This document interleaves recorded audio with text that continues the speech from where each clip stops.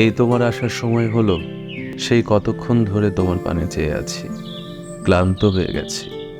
তোমার প্রিয় ফুল খুঁজতেই তো দেরি হয়ে গেল। আর তোমার হাজবেন্ড এত সহজেই তোমাকে আসতে দিল? সে তো অভ্যাসের দাস, মানিয়ে নিয়েছি।